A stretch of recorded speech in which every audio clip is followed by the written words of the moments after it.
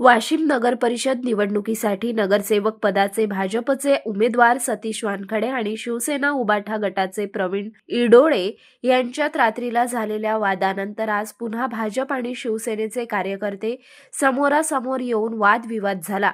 या प्रकरणातील आरोपी सतीश उर्फ गल्ला वानखडे याला पोलिसांनी ताब्यात घेतले होते। मात्र भाजपचे आमदार श्याम खोडे यांनी आरोपी सतीश वानखडे याला गाडीच्या बाहेर ओढल्याने आमदार श्याम खोडे आणि पोलिसांमध्ये शाब्दिक बाचाबाची झाली। त्यानंतर आमदार श्याम खोडे यांना मतदान केंद्राबाहेर ढकलण्यासाठी ठाकरेच्या शिवसेनेचे जिल्हा प्रमुख सुरेश मापारी आणि कार्यकर्ते आक्रमक झाले होते।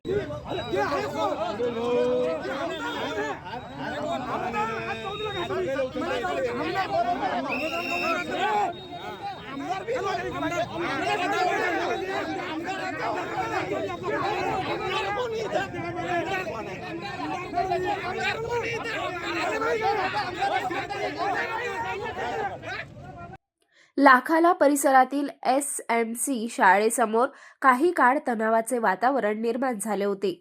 जवळपास अर्ध्या तासानंतर पोलिसांनी हस्तक्षेप केला आणि प्रकरण निवडण्याचा प्रयत्न केला।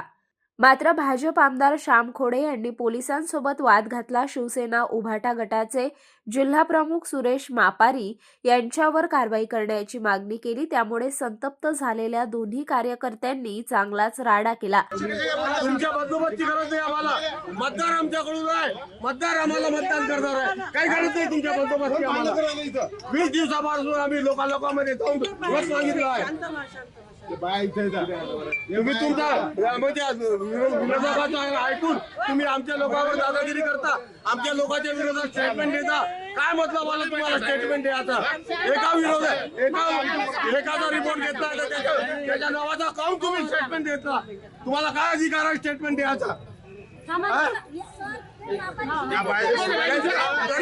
तरी मी शांत होतो माझ्या उमेदवाराला तुम्ही का मारलं? नाही एक सेकंड एक करून सांगा प्लीज। शिवी कोणाला दिला?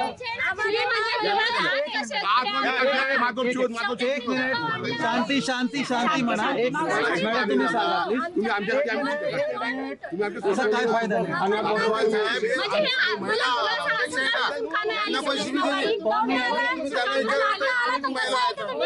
पाणी आतमध्ये नाही आला, कुठे आहे आता आला?